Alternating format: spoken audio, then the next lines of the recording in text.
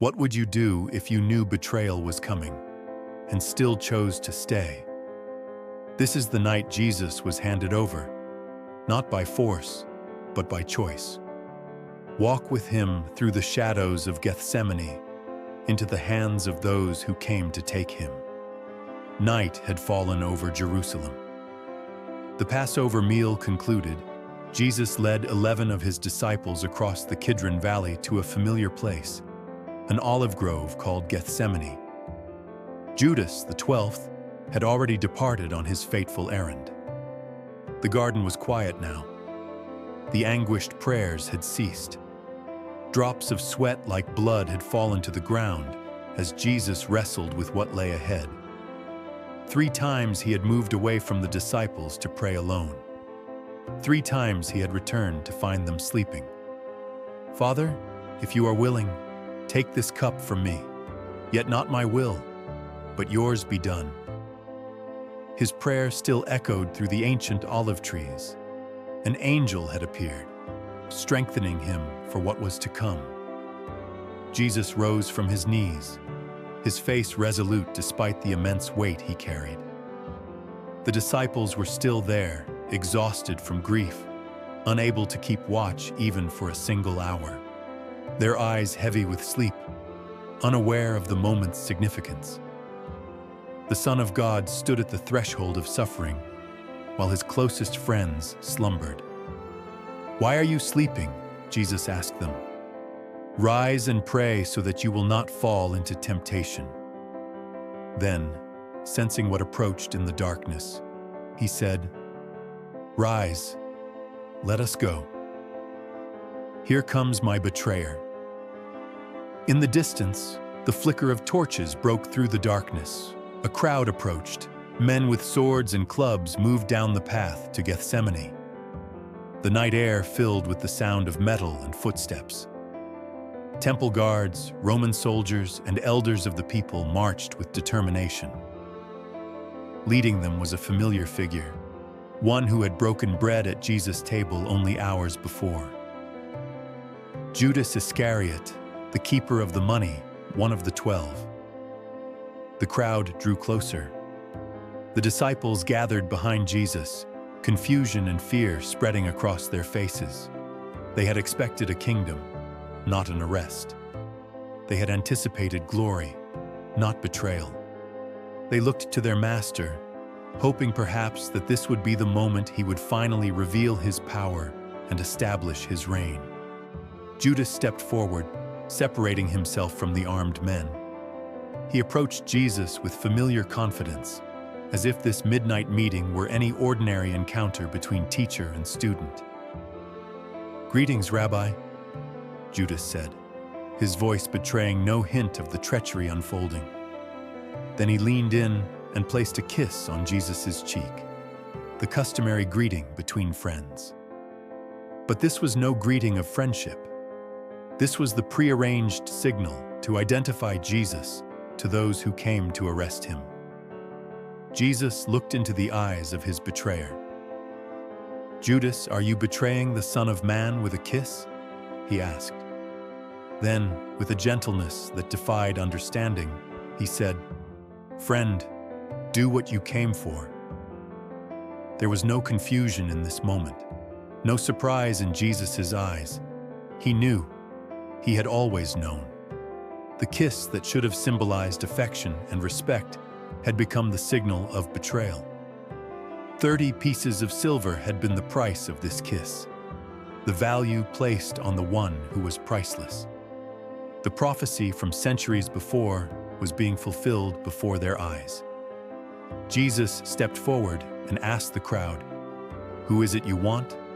"Jesus of Nazareth," they replied. "I am he," Jesus said.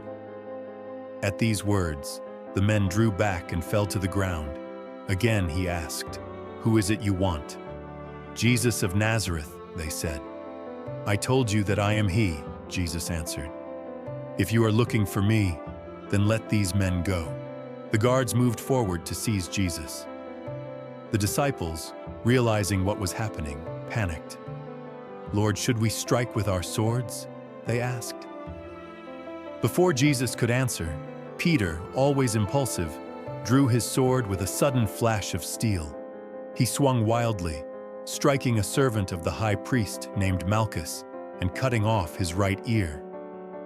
Blood spilled onto the garden floor as the man cried out in pain. The air grew tense as violence threatened to escalate.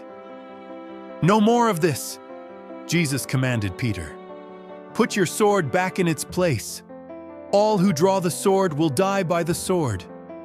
Shall I not drink the cup the Father has given me? Do you think I cannot call on my Father, and he will at once put at my disposal more than 12 legions of angels? But how then would the scriptures be fulfilled that say it must happen in this way?" Then, in an act of startling compassion, Jesus reached out and touched the wounded servant's ear. The bleeding stopped. The ear was restored. Even now, while being arrested, Jesus healed. Even in this moment of betrayal, his mercy remained undiminished. His enemies witnessed his power not in destruction, but in restoration. Turning to the chief priests, officers of the temple guard, and elders who had come for him, Jesus asked, "Am I leading a rebellion that you have come with swords and clubs? Every day I was with you in the temple courts teaching, and you did not lay a hand on me. But this is your hour, when darkness reigns." The guards bound Jesus' hands with rough cords, yet he stood not as a prisoner caught, but as a king surrendering by choice. He submitted, not because he lacked power, but because he chose a greater purpose. The cup that he had prayed might pass from him, he now embraced. The hour had come. As they led him away, fear overwhelmed his followers. The disciples scattered into the darkness of the night, abandoning the one they had pledged to follow even to death. Just as it had been written centuries before, "Strike the shepherd, and the sheep will scatter." The very men who had vowed never to deny him now fled, leaving Jesus to face what came next alone. Peter would follow at a distance, but even he would deny knowing Jesus before the night was over. The prophecy fulfilled. Jesus stood alone now. No defenders, no companions. The garden that had witnessed his prayers now witnessed his capture. Yet he walked with dignity, peace, and purpose evident in each step. The crowd pushed him forward, down the path away from Gethsemane, across the Kidron Valley, toward the halls of judgment that awaited in Jerusalem. He was handed over, not because he was weak, but because he was strong enough to surrender. Not because he was powerless, but because he chose to set aside his power. Not because he was defeated, but because victory would come through surrender. The night that began with prayer would end with purpose fulfilled. He was oppressed and afflicted, yet he did not open his mouth. He was led like a lamb to the slaughter, and as a sheep before its shearers is silent, so he did not open his mouth. He was betrayed with a kiss, so we could be embraced with grace. The night Jesus was handed over became the doorway to our freedom. Praise the Lord.